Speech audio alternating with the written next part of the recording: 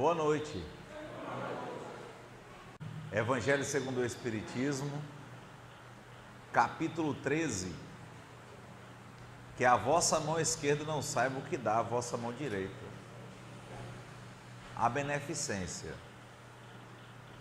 A beneficência, meus amigos, vos dará nesse mundo as mais puras e as mais doces alegrias, as alegrias do coração que não são perturbadas nem pelo remorso, nem pela indiferença. Oh, pudesseis compreender tudo que encerra de grande e de suave a generosidade das belas almas, esse sentimento que faz com que se olhe outrem com o mesmo olhar, como o qual se olha a si mesmo, que se desnude com alegria para vestir seu irmão. Pudesseis, meus amigos, não ter mais doce ocupação que a de fazer os outros felizes. Quais são as festas do mundo que poderíeis comparar a essas festas alegres, quando representantes da divindade entregais a alegria a essas pobres famílias que não conhecem da vida, senão as vicissitudes e as amarguras? Quando vedes de súbito esses semelhantes, esses semblantes descorados iluminarem-se de esperança, porque não tinham pão. Esses infelizes e suas crianças, ignorando que viver é sofrer, gritavam, choravam e repetiam essas palavras que penetravam como um agudo punhal no coração materno: eu tenho fome. Oh, compreendei quanto são deliciosas as impressões daquele que vê renascer a alegria onde um instante antes não via senão desespero. Compreendei quais são as vossas obrigações para com os vossos irmãos. Ide ao encontro do infortúnio. Ide em socorro das misérias ocultas, sobretudo porque são as mais dolorosas. Ide, meus bem-amados, e lembrai-vos dessas palavras do Salvador: quando vestirdes um desses pequeninos, pensai que é a mim que o fazeis. Caridade, palavra sublime que resume todas as virtudes. Tu deves conduzir os povos à felicidade. Em te praticando, eles criaram para si alegrias infinitas para o futuro, e durante seu exílio na terra, tu lhes serás a consolação, o antegozo das alegrias que gozarão mais tarde, quando se abraçarão todos juntos no seio do Deus de amor. Foste tu, virtude divina, a consolação.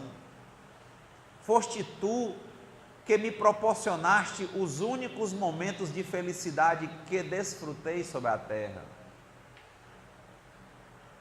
Possam meus irmãos encarnados crer na voz do amigo que lhes fala e lhes diz: é na caridade que deveis procurar a paz do coração, o contentamento da alma, o remédio contra as aflições da vida. Oh, quando estiverdes a ponto de acusar a Deus, lançai um olhar abaixo de vós. Vede quanta miséria a aliviar, quantos pobres, quantas crianças pobres sem família, quantos velhos que não têm mais uma só mão amiga para os socorrer e lhes fechar os olhos quando a morte os reclame. Quanto bem a fazer! Oh, não vos lamenteis, mas ao contrário, agradecei a Deus e prodigalizai a mancheias a vossa simpatia, o vosso amor, o vosso dinheiro a todos aqueles que, deserdados dos bens desse mundo, definham no sofrimento e no isolamento. Colhereis nesse mundo alegrias bem suaves, e mais tarde, só Deus o sabe. Adolfo, bispo de Argel, Bordeaux, 1861. Então o Evangelho é um comentário, né? O trecho já caiu em um comentário dos Espíritos, mas eu achei bem marcante duas partes, né? Bem marcantes duas partes. A primeira parte que eu achei interessante é quando ele diz: esses infelizes e suas crianças, ignorando que viver é sofrer.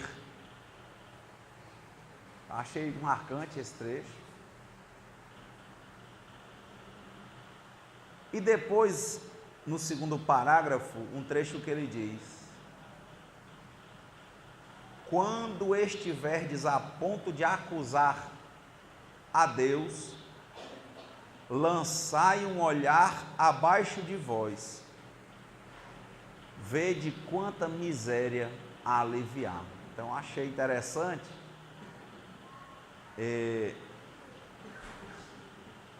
porque quando ele fala que essas pessoas estão ali naquelas situações de grande necessidade, essas pessoas ignoram que viver é sofrer. Ignorar é no sentido de desconhecer. Eles ignoram, eles desconhecem, eles não, por não conhecerem, eles talvez sofram. Porque em verdade, o Espiritismo, dialogando com várias filosofias e religiões antigas, muito mais antigas do que ele compreende, né? Nós vemos isso das mensagens dos Espíritos, que a dor é necessária, mas o sofrimento é opcional. Então, como é que a dor é necessária e o sofrimento é opcional? Como é que o Evangelho fala que essas pessoas ignoram que viver é sofrer? Alguns já se perguntam qual é a diferença entre dor e sofrimento. Em linhas gerais, a dor geralmente acontece quando nós passamos por problemas.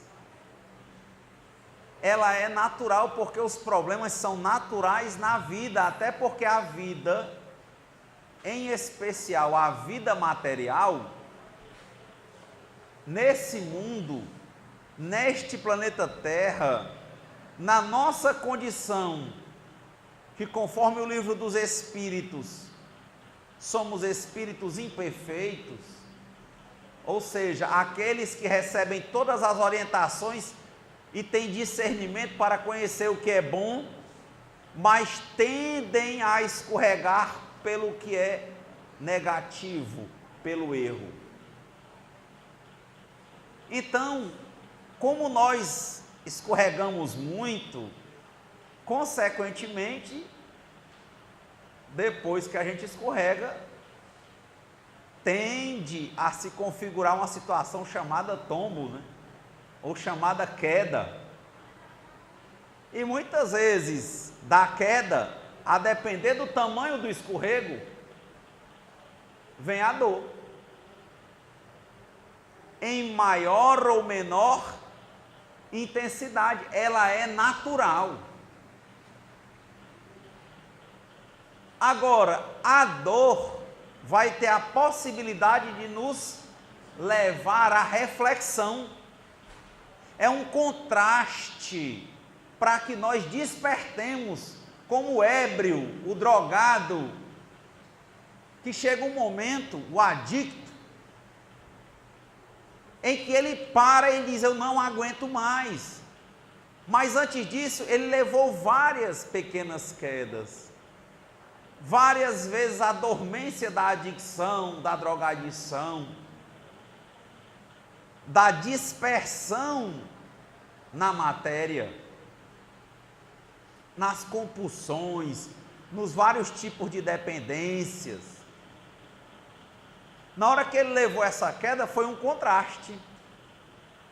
A primeira coisa que ele começa a perceber, ou ele começa a se perguntar, estava dormente, caiu e pensa: alguma coisa. Quem colocou esta pedra aqui? Quem colocou esta casca de banana aqui?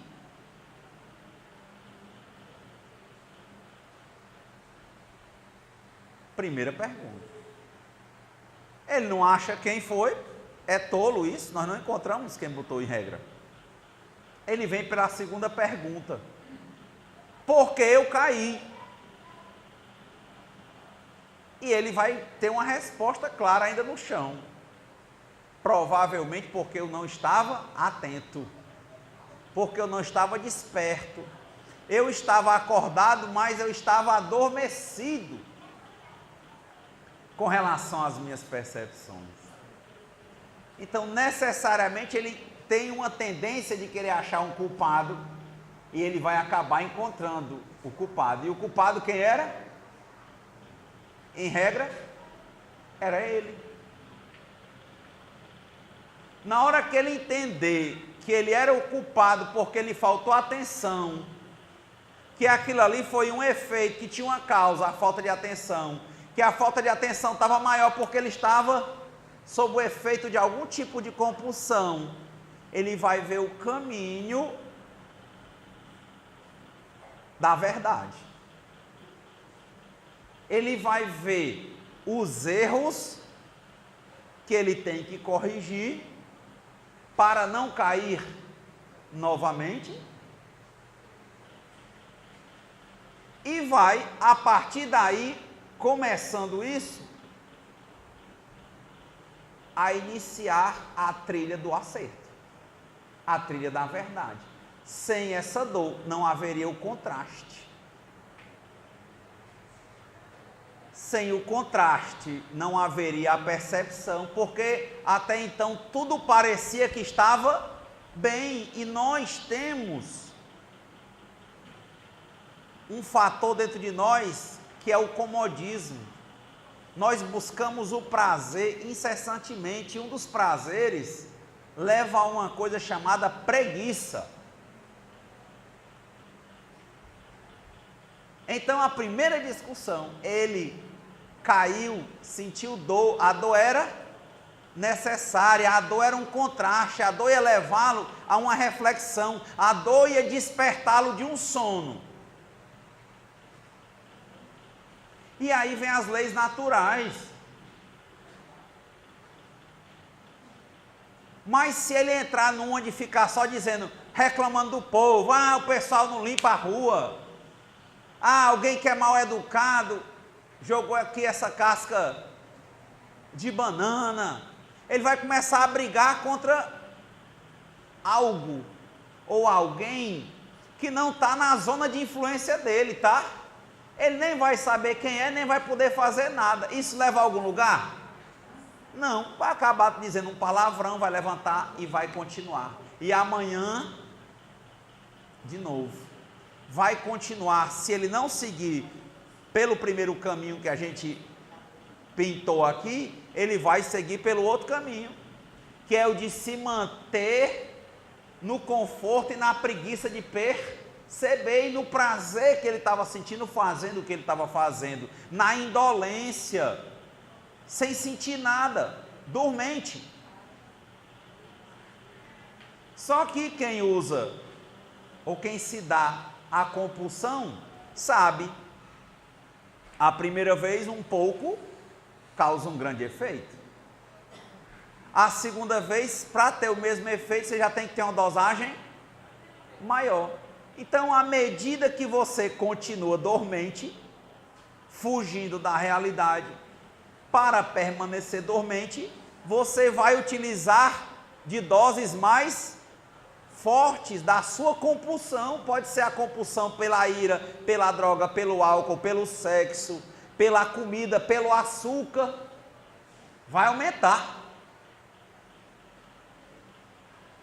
Quem levou o primeiro tombo, quem teve o primeiro contraste e levantou pensando, identificando o caminho com a responsabilidade para ele mesmo, onde estava o erro e qual seria o caminho do acerto, que seria inicialmente corrigir o erro, quem fez isso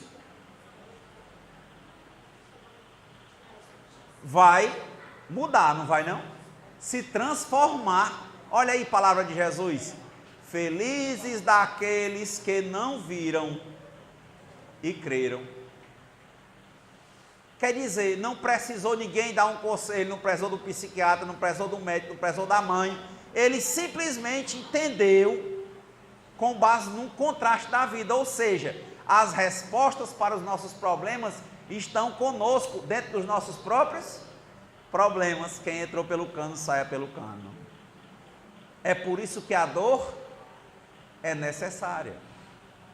Mas esse que foi pelo segundo caminho, só de ficar criticando, esculhambando, gritando, e depois voltando ao mesmo caminho do erro,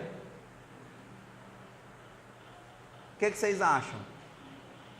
Na hora que ele se exaltou e queria esculhambar alguém, esculhambou alguém, doeu só ou ele sofreu? Porque a dor foi necessária, é normal, uma decorrência da queda, um contraste.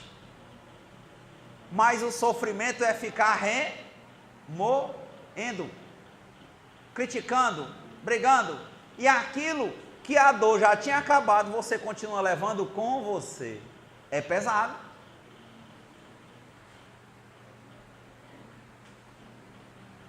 Se você entende que foi traído, é uma dor. Mas se você fica sempre pensando em se vingar de quem lhe traiu, isso é o quê? Sofrimento. Quem é maior, o sofrimento ou a dor? É o sofrimento. Ele não para. Agora, nós precisamos sofrer? Mas nós sofremos? Porque não percebemos. Nós desconhecemos o sentido da vida, que é assumir essa responsabilidade que está chamando a nossa atenção desde uma pequena queda, de um pequeno tombo. Qual o sentido da vida? Assumir as responsabilidades. Mas o nosso egoísmo nos leva ao desejo de permanência e busca só do prazer, do conforto, da zona de conforto, da indolência, só se mexer se for com você, ou seja, com algo que vai te tirar do teu conforto. Então a primeira discussão, porque nós ignoramos o sentido da vida, ou porque nós ignoramos por não conhecer, ou porque nós ignoramos porque não queremos assumir a nossa responsabilidade, sofremos. Aí a nossa vida, porque ignoramos, ou porque não queremos entender, ou porque não queremos assumir a nossa responsabilidade, a vida se torna o quê? Dor ou sofrimento? É um sofrimento constante. É um sofrimento constante. Olha aí, ó, as pessoas que sofrem, olha aí no Evangelho, ignoram que viver é sofrer. Porque mesmo na miséria, Eles, ao invés de estarem buscando, muitas vezes, eles ou nós, ao invés, melhor falando, de estarmos buscando as nossas responsabilidades, assumimos nossas atividades. Espírita não trabalha com culpa. Espírita trabalha com responsabilidade. É um trabalho a fazer, uma desculpa a pedir, uma reparação a ser feita. Nós não nos interessamos por culpa. Nós nos interessamos com reparações conscientes, com mentes atentas. Então a nossa vida se torna um sofrimento. Por quê? Porque viver buscando conforto, numa vida que é de provas e expiações, que é para o aprendizado, que é para a evolução, que só nos bate a porta com bens materiais, mas que ela é um exercício para a melhoria espiritual. É um sofrimento constante, porque a gente quer conforto. E a vida exige responsabilidade, trabalho, movimento.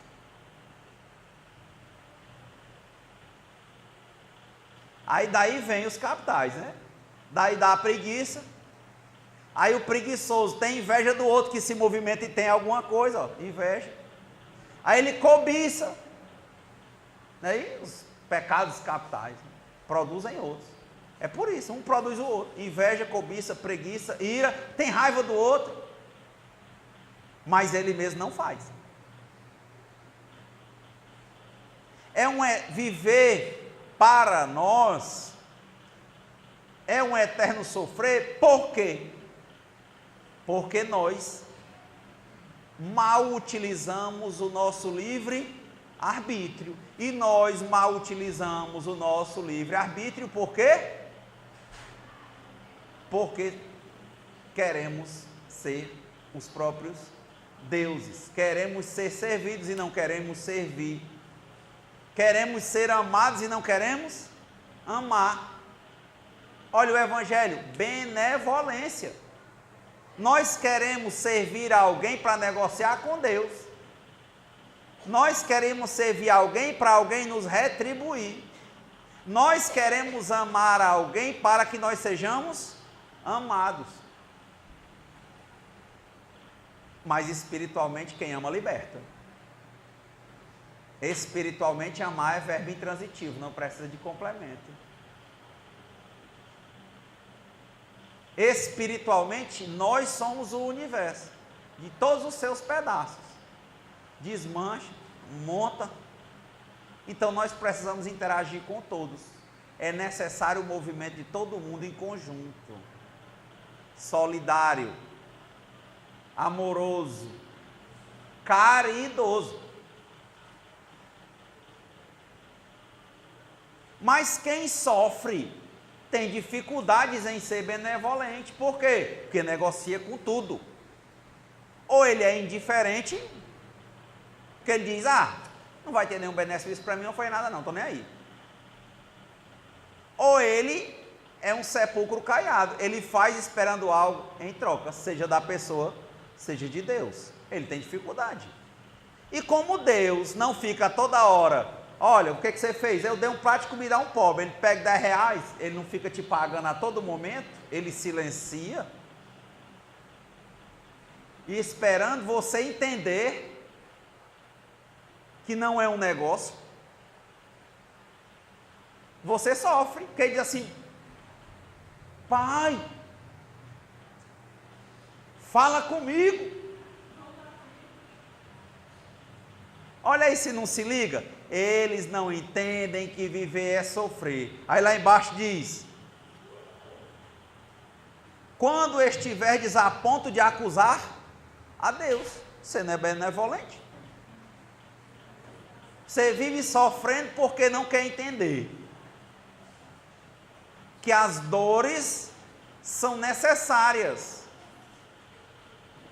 O sofrimento é opcional. Mas viver para nós é sofrer, por quê? Pelo nosso egoísmo. pelo nosso egocentrismo,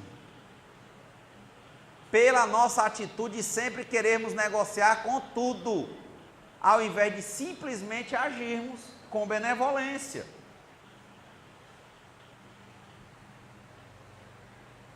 Estava conversando hoje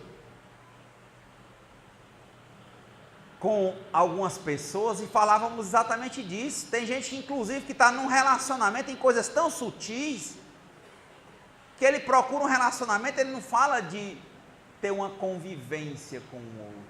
Lá no fundo ele pensa, ou nos bens que o outro tem, ou de não passar uma velhice sozinho. Ele não pensa em simplesmente fluir, como o rio, como a gente falou no evangelho passado. Não pensa em fazer o papel dele, como a árvore, dando sombra, dando fruto. Não, tem que ter algo em troca, não tem benevolência. Quem vive esperando algo em troca, essa realidade material, ela vai pesando e chega uma hora que ela traz os seus contrastes. E é nessas horas que você vai ver os contrastes, é que você vai, quando você quiser acusar a Deus.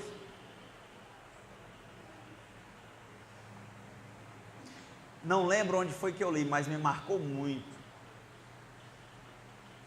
Uma pessoa criticava a outra e um sábio olha e diz: você sabe que quando você critica alguém, você critica a Deus? E eu fiquei refletindo.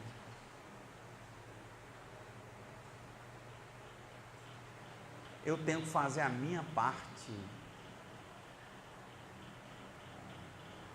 Estava lendo esta semana, conheci um autor novo.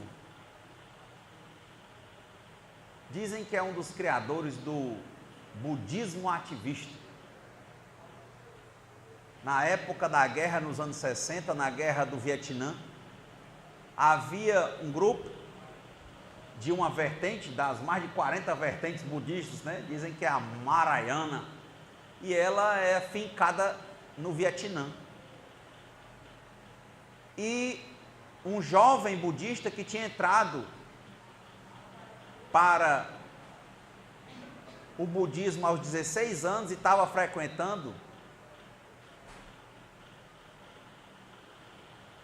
viu a guerra e ficou um dilema muito grande, porque eles viviam em meditação, em retiro, junto à natureza, e ficou um dilema vendo num país tão pequeno, com camponeses muito pobres, pessoas mortas, pessoas destruídas, e ficou o questionamento entre eles, se eles iriam aderir à guerra, se eles iam se manter completamente isolados, ou se eles iam ajudar as famílias, aos sobreviventes, as crianças órfãs. E aí, dentro da divergência, a maioria, em tese, ninguém foi para a guerra deles. Mas a maior parte ficou no sentido de não ajudar, de ajudar só com orações. No retiro, no pacifismo. E outra parte foi resolver fazer a atividade. E lá, quem estava doente, ir buscar e tratar. A criança que estava lá, que morreu o pai e a mãe, ela estava lá bombardeada, atirada, ele trazia para cá. Vamos trazer para o convento, para o mosteiro, melhor falando. Vamos tratar deles, vamos entrar nos campos de batalha para buscar os feridos e vamos cuidar deles. Os mais desenvoltos em falar começaram a fazer campanhas contra a guerra do Vietnã.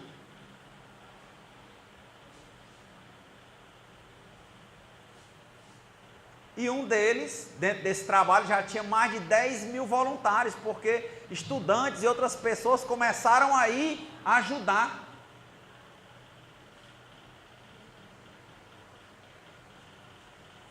E um deles foi convidado para fazer uma palestra nos Estados Unidos, que era o que estava atacando eles no Vietnã. Fazer uma palestra nos Estados Unidos contra a guerra do Vietnã, mostrando as mazelas, as misérias da guerra, as famílias inocentes que estavam sofrendo com aquele problema. E esse rapaz foi. E aí, quando voltou para o Vietnã, não deixaram mais ele entrar. Depois ele foi exilado na França. Até hoje, ele vive lá. O jovem Thich Nhat Hanh. À época, o Martin Luther King, em 68, inclusive indicou o nome dele para o Prêmio Nobel da Paz. Até hoje ele vive. E eu achei interessante que eu recebi esse livro que eu vi, que é sobre a paz. Ele fala em um trecho, ele traz uma passagem que eu achei super relevante. Ele começa o livro e eu trouxe para vocês, para a gente refletir. O nome do livro que eu estou falando é Para Viver em Paz, o Milagre da Mente Alerta, Thich Nhat Hanh. E ele diz assim, ó: contam os refugiados sobreviventes que quando um barco é surpreendido por uma tempestade, é mais provável que ele afunde, se os seus passageiros entrarem em pânico. Mas se uma só pessoa permanecer calma, lúcida e consciente, ela sozinha poderá ajudar os outros e todos sobreviverão ao perigo. Cada um de nós é essa pessoa. Lá na frente,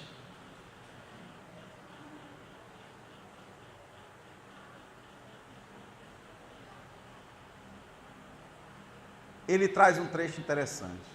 Outro, né? Se numa família houver uma pessoa que mantém a mente alerta, graças a ela, a família inteira poderá ser capaz de fazer o mesmo.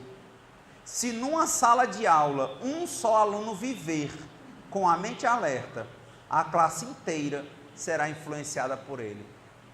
E ele estava falando isso no sentido de que a gente não deve criticar a ninguém.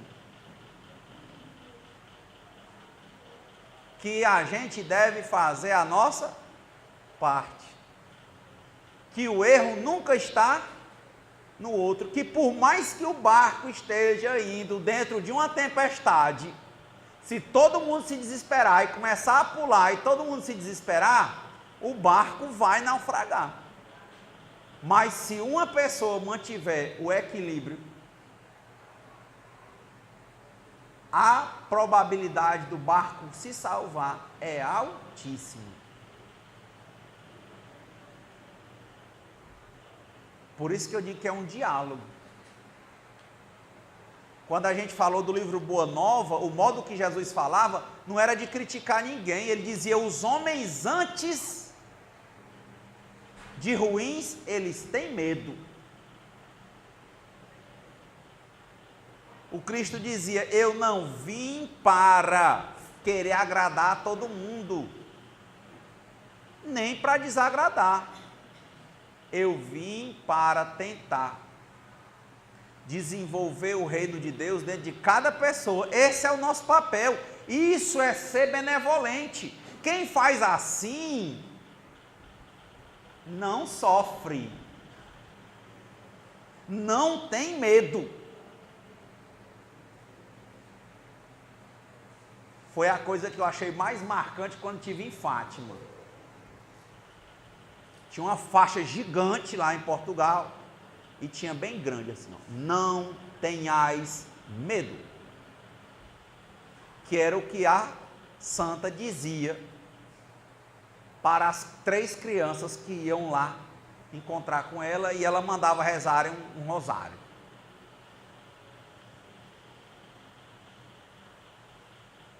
Quem assume as responsabilidades, quem entende que a vida tem esses contrastes para nos melhorarem, tem a dor, não sofre, não tem medo.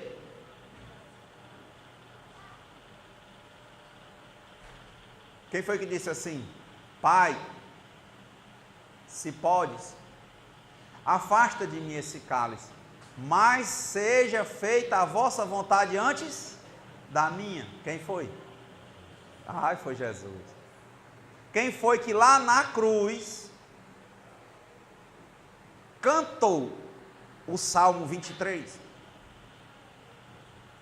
Eli, Eli, lama sabachthani, Deus, meu Deus, por que me abandonaste? Pegue lá os salmos, você vai achar um salmo todinho, ele cantou inteiro, e na Bíblia está lá, entre aspas, em itálico, os 3 pontos para continuar.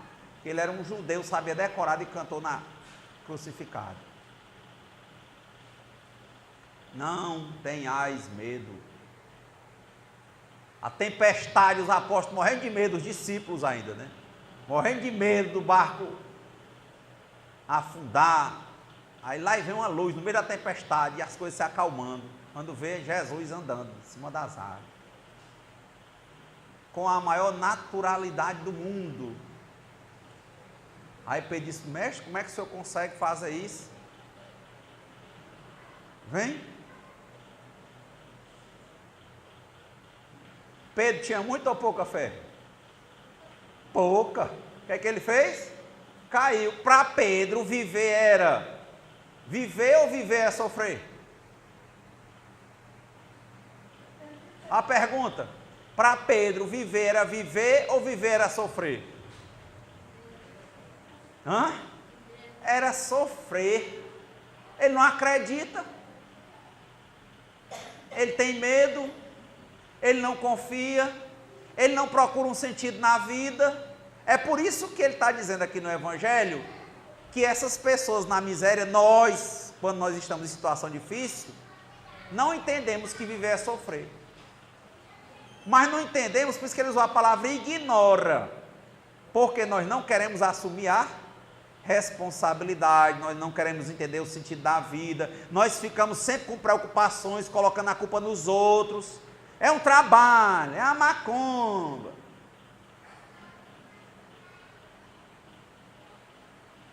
É um espírito do mal. É o esqueleto lá no castelo do He-Man, querendo invadir o castelo de Grayskull. Quando o livro dos Espíritos diz o quê? Quando você mantém boas atitudes, bons pensamentos, os bons espíritos se aproximam. É a sua sintonia. Quando você muda de sintonia para uma sintonia negativa, os bons espíritos te atacam? Não, eles simplesmente se afastam.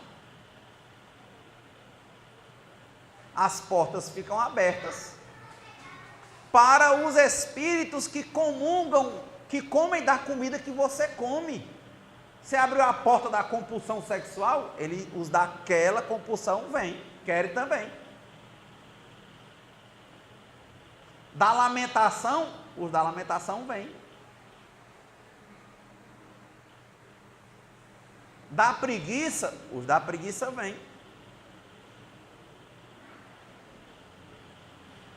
Vários depoimentos que eu vi de pessoas que tiveram depressão, quando eles começaram essa depressão, a primeira coisa que diz: eu deixei a barba crescer, não sei o quê, aí tive coragem, eu tirei a barba hoje. Começa assim, fui tomar banho, aí ó, coragem.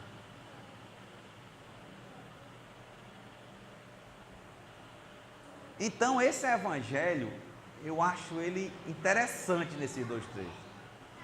Porque esses pobres necessitados, muitas vezes somos nós, que ignoramos que viver é sofrer por isso, por escolha nossa, uma escolha mal feita, porque nós queremos nos apegar às velhas promessas de conforto, quando a vida é trabalho. Para conseguir as coisas, dizia o Clarence ao André Luiz no nosso lar, e era no plano espiritual, precisa de vontade, trabalho e merecimento.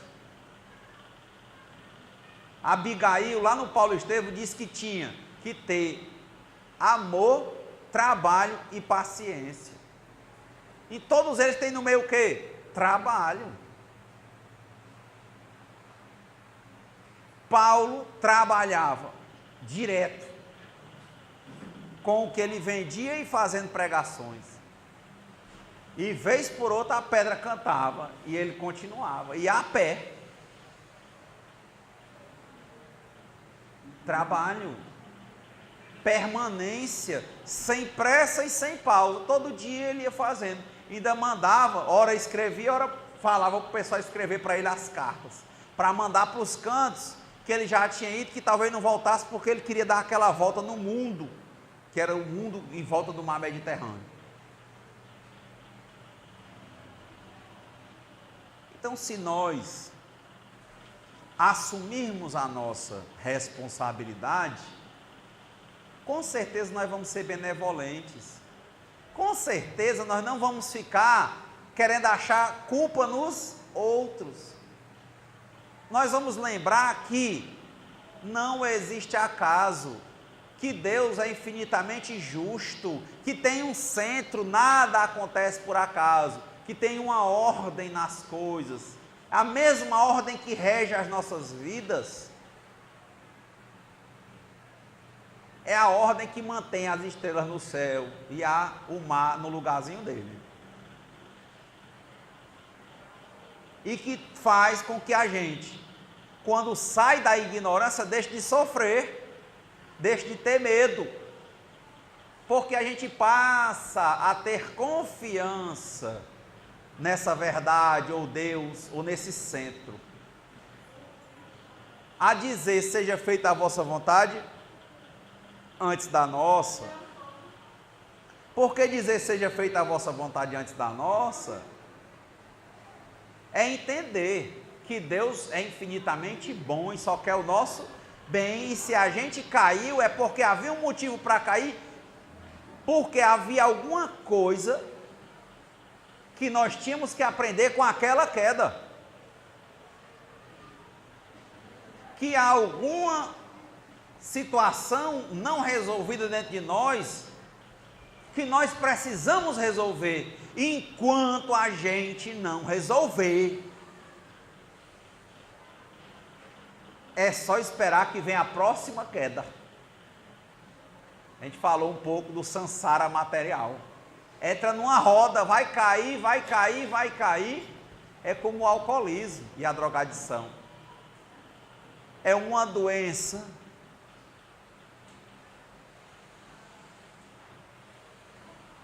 incurável, progressiva. Ou seja, é uma quedinha menor, aí vem outra maior, outra maior, outra maior, outra maior. E de efeitos fatais. Só que ela, antes de matar fisicamente, ela lhe desmoraliza. Ela nos desmoraliza.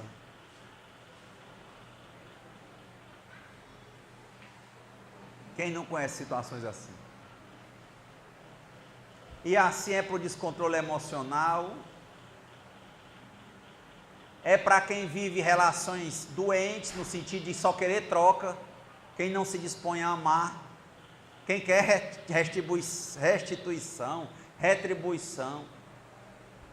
A dor, meu amigo, vai ser constante. Mas é diferente, esse que cai muitas vezes, entendendo o que é a dor, daquele que cai muitas vezes e é um ignorante. Ele ignora o que é que ele tem que fazer, até porque não quer. Porque para esse que entende a dor como algo necessário, ele não sofre. ele levanta e vai assumir a responsabilidade. E vai começar o trabalho. E aquele outro que sofre, que somos nós, muitas vezes, é porque não assumimos a responsabilidade. É muito fácil colocar a culpa no outro. E criticar o outro.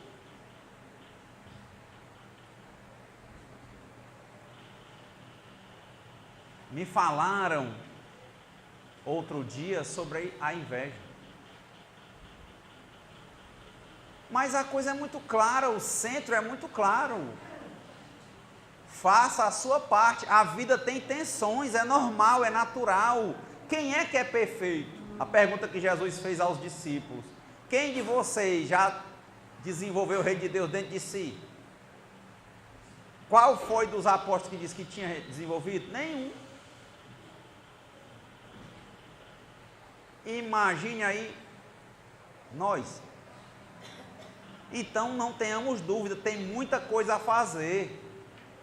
E quando a gente começa a encontrar na nossa falta de compreensão, na nossa preguiça, no nosso comodismo, ao não queremos fazer a nossa parte,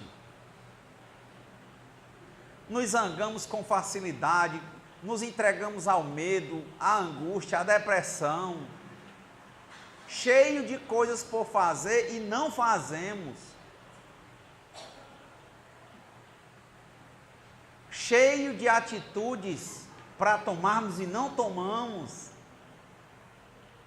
porque o centro é um só. A inveja, meu amigo,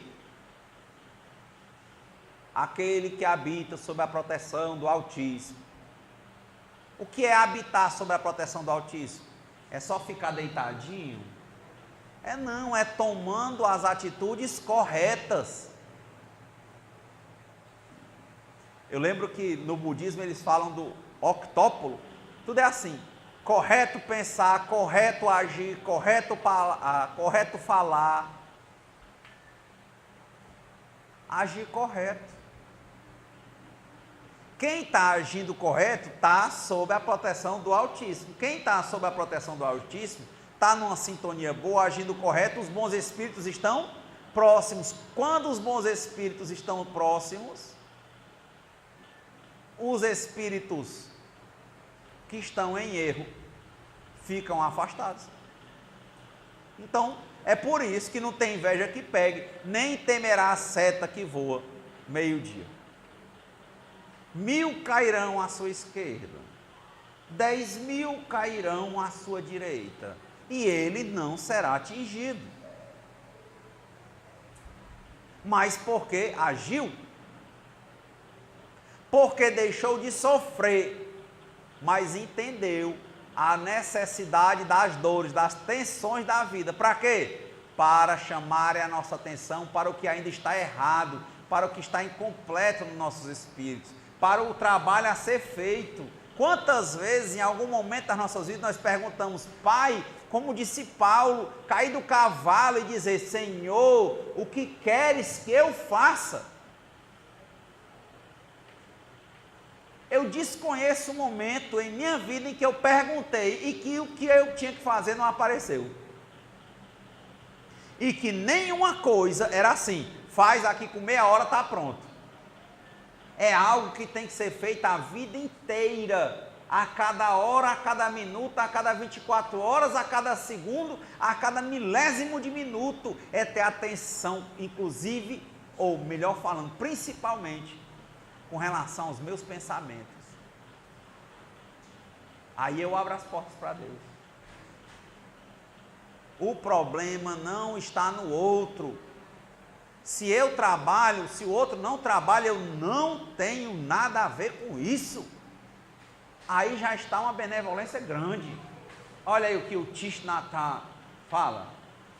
Um aluno que é um bom aluno, ele inspira outros que estão naquela sintonia a serem boas. Não precisa ele ficar esculhambando os outros alunos. Olha, eu sou bom, o outro não é. Isso é querer ser mais.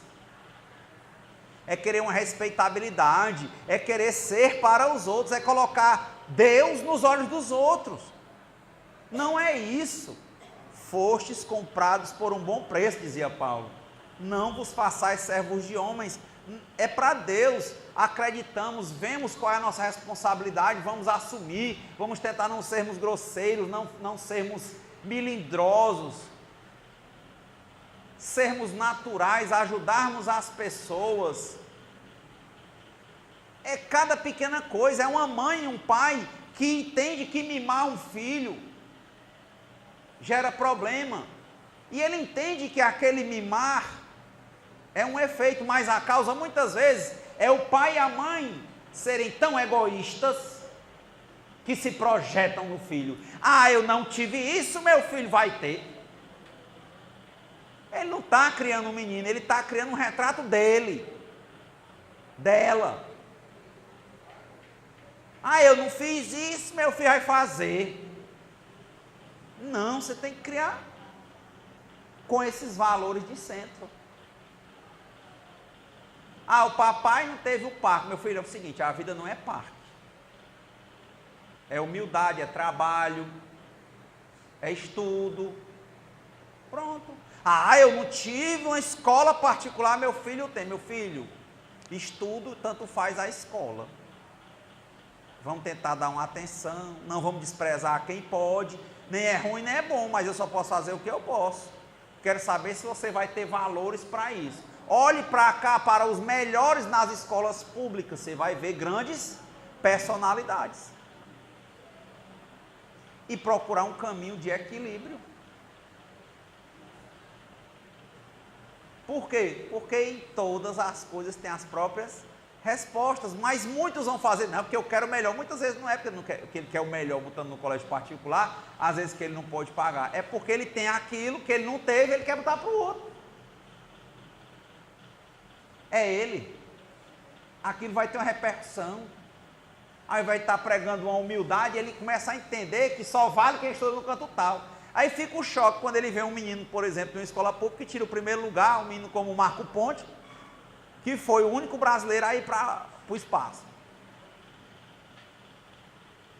De onde veio? Quando você vê hoje, os que tiraram, muitos aí tirando o primeiro lugar, que vêm das escolas públicas. Ah, mas a maioria... Não é essa a pergunta. Qual é o valor que está sendo passado? É humildade? É trabalho? Ou é conforto? De novo, a dor é necessária, o sofrimento é opcional. Entendamos por que nós tomamos certas atitudes, se realmente são porque estão no caminho certo, do que a gente acredita que é bom, ou é porque nós estamos nos projetando, cheios de preconceitos, que vão nos gerar dificuldades e vão gerar mais dificuldades para aquela criança. É lógico que uma vida dessa é um inteiro sofrer. Os valores, fala-se demais, não é isso? Que uma família bem estruturada, que uma criança que tem a atenção dos pais. Mas você vai ver o desvirtuamento, já pensou? Atendeu a compulsão, ah, eu não posso pagar o colégio do meu menino, aí fica com raiva, vai beber. Aí ele não vê o menino na hora do trabalho, na hora que ele ia para casa, ele não vai, que vai beber. Aí chega tarde, no outro dia vai trabalhar de novo, nunca vê o filho. Ou isso não acontece? E aquela criança sente a falta do pai. Sente a falta da mãe. Que aí ia conversar com a mãe está com raiva do pai. Também não tem, não é ele importante é o pai. Enfim, ele está só, ele está dentro de casa, tem um pai e uma mãe, mas ele não tem um pai e uma mãe. A vida dele é sofrimento, sem entender. E a vida da mãe é sofrimento esperando pelo pai, e a do pai é sofrimento, porque não consegue fazer o que ele queria fazer. Ele não aceita as coisas de forma humilde, limitada, no tempo certo. Não aceita. Aí começa, ninguém está no canto certo. Nossa mente está em todo canto, menos com a gente agora. E aí é lógico, uma vida dessa é sofrimento, não?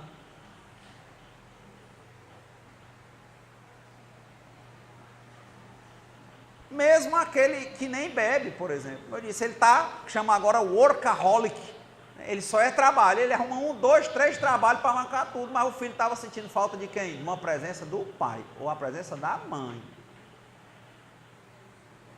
Não conheço nenhum livro, até os que eu conheço, nem nenhum teórico aí dizendo que o que resolve vai ser a escola. O que faz falta nele é o pai, é a mãe. E ele não estando ali,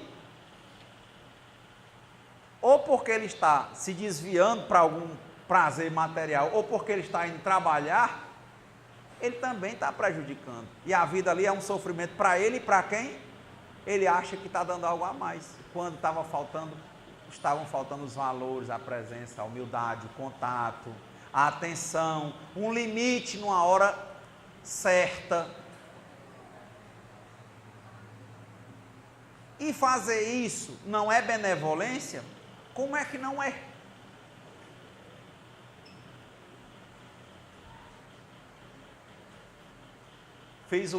Hoje mandei, né, desse livro do Thich Nhat Hanh, né? Ele diz assim, ó, na escola da juventude para o serviço social no Vietnã, devemos seguir esse princípio. Não se preocupe se os outros em volta não estão fazendo o melhor que podem. Preocupe-se apenas em você mesmo dar o melhor de si. Fazendo o melhor, você estará automaticamente fazendo com que os que estão à sua volta se lembrem de que eles também podem fazer o melhor. Isso é certo. Somente mantendo a mente alerta, não nos perderemos e adquiriremos a paz e o contentamento e seremos capazes de olhar os outros abertamente com olhos de amor.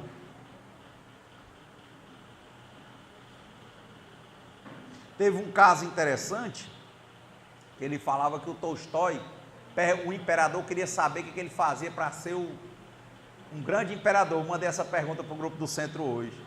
Ele disse, faça 3 perguntas. Qual é o tempo mais oportuno para se fazer cada coisa? Depois, quais as pessoas mais importantes com quem trabalhar? E o terceiro era, qual a coisa mais importante a ser feita? O imperador procurou um monte de gente, nenhuma pergunta satisfez. Ele foi lá num cantinho, tinha um ermitão que diziam que ele era sábio, morava sozinho, plantando e vivendo de forma autossustentável. O imperador se fantasiou de mendigo e foi com alguns outros mendigos que eram da segurança dele, por longe, e foi até lá. Quando chegou lá, era um senhor bem idoso, ele estava com a enxada no chão, né, arando.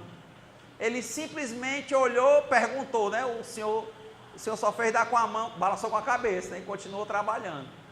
Aí ele ficou perto dele e disse, olha, o senhor pode me responder essas 3 perguntas? Qual o tempo mais oportuno para se fazer cada coisa? Quais as pessoas mais importantes com quem trabalhar? Qual a coisa mais importante a ser feita? E o senhor só fez olhar para ele, achou graça e continuou trabalhando na enxada. Ele viu que o senhor, a cada movimento que fazia, ele sentiu uma dor, né, porque ele é muito idoso trabalhando na enxada.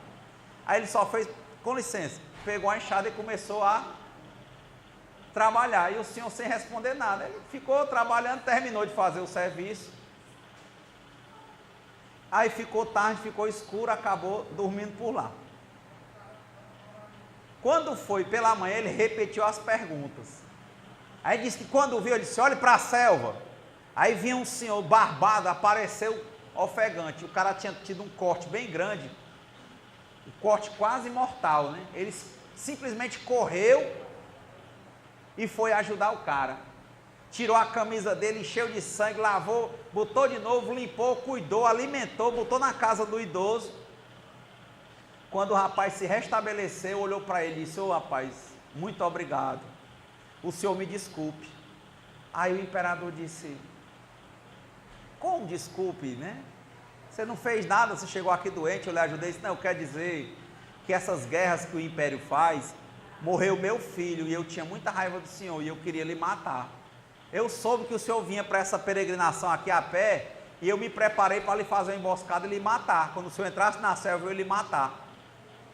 Aí o senhor começou a demorar demais, eu me precipitei e apareci. Quando eu apareci, os seus guardas me viram e me atacaram e me feriram mortalmente. Só que na hora que eu corri, o senhor me pegou e o senhor me ajudou. Na hora que o senhor me ajudou, eu fiquei muito agradecido, porque agora eu quero dizer para o senhor que se eu ficar bom, eu lhe peço perdão, e se eu ficar bom, eu vou ser seu servo o resto da vida, eu lhe perdoo pelo que aconteceu com o meu filho, e vou dizer aos meus outros filhos e netos que todos lhe sirvam a vida inteira. Aí ele ficou muito lisonjeado. Poxa, agora ganhei um devoto. Aí ele olhou para o sábio, né? E disse, e aí? De novo. Agora, o senhor pode me responder? Qual o tempo mais oportuno para se fazer cada coisa? Ele disse, agora. Porque na hora que você me viu trabalhando e gemendo, você foi me ajudar? Você fez, você demorou e não entrou na selva e não morreu. Porque se você tivesse ido antes, ele tinha lhe matado. Aí ele perguntou, quais as pessoas mais importantes com quem trabalhar? As que estão ao seu lado. Você não me viu precisando de trabalho, de ajuda? Você veio me ajudar. Aplique isso aí à família, no que eu estava dizendo. Ele disse, e qual a coisa mais importante a ser feita? Ele disse, resolver o problema que se apresenta na hora.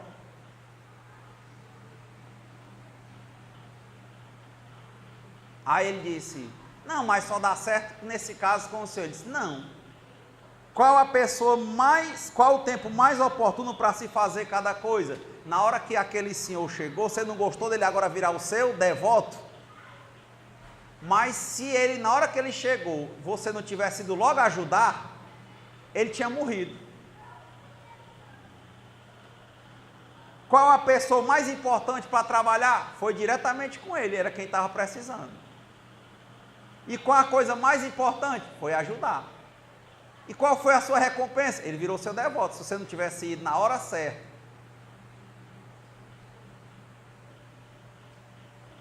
ele também não teria sido teu devoto. Então, veja aí a benevolência. Qual é a hora de ajudar? Agora. Quem é a pessoa que nós vamos ajudar? Quem estiver trabalhando conosco. Primeiro nós precisamos, mas o nós não passa a vida inteira não, é em paralelo. Nós cuidando do nosso pensamento, das nossas atitudes, do nosso medo, da nossa ganância, avareza, da preguiça. E por que a família é diferente? Por que o centro espírita é diferente? Por que a empresa é diferente?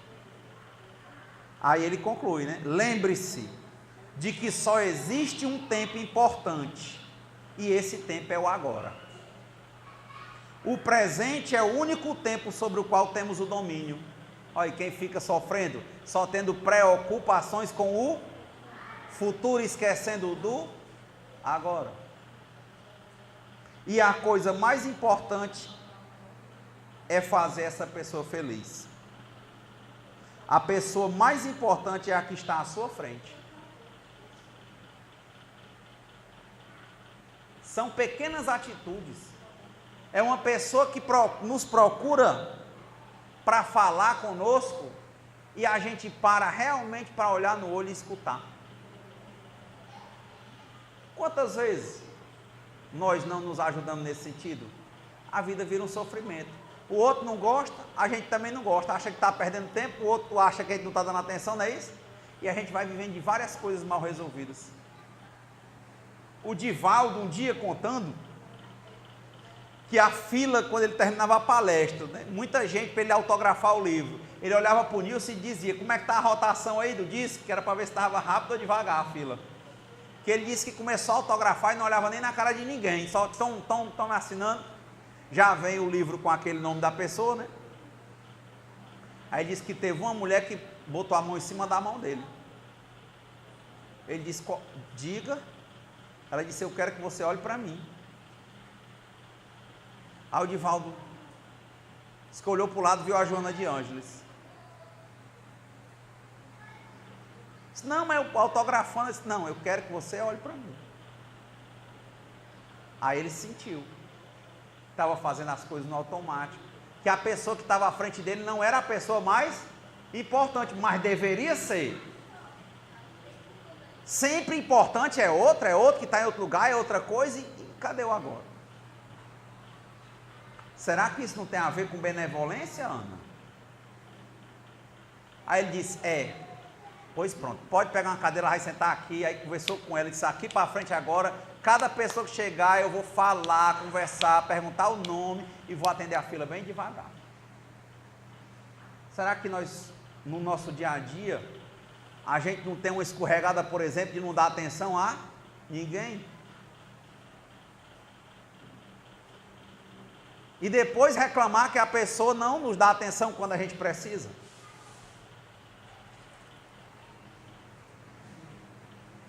Tem um centro. Aí lá na frente a gente está isolado porque passou a vida negociando, só que todo negócio tem vaca magra e vaca gorda. Na hora da vaca magra, reclamar com Deus?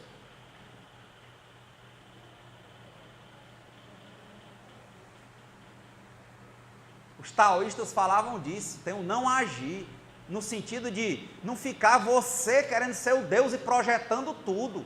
Assuma as responsabilidades que se lhe apresentem.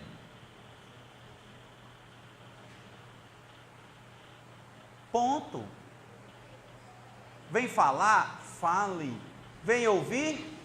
Ouça. Está lavando os pratos? Lave os pratos. Tem uma meditação que Thich Nhat Hanh, ele fala, né? Meditação lavando os pratos. Eu lendo, achei tão interessante que ele diz engajamento, ele começa assim nas pequenas coisas, tudo é mandando os outros fazer, tudo é ter empregado. Botei na minha agenda essa semana, ele disse, você tem que tirar um dia para meditar fazendo as coisas dentro de casa. Faça suas coisas. Nesse dia você calcule sua respiração, limpe seu quarto, ele sem pressa. Olha o que é que nós precisamos. Precisamos de paz, tranquilidade, atenção, coisas limpas, mas a gente vive num ciclo correndo, não sei para quê, e sofrendo. Por isso que acaba sendo o quê? Viver se torna um sofrer. Quando na verdade a dor é necessária, mas o sofrimento é opcional. Na verdade não existe acaso. Na verdade Deus só quer o nosso bem, mas como diz a Joana de Ângeles, por mais que você ame alguém, você não pode tomar o remédio pela pessoa. Não serve. Já pensou, o Marcos está com problema cardíaco, eu vou tomar o remédio do Marcos? Não dá. Se o Marcos tiver diabetes, eu tiver, por exemplo, deficiência de açúcar, eu pegar a dieta do Marcos, não serve. Morre o Marcos e morro eu. Ou seja, benevolência tem a ver muito com, primeiro, compreensão.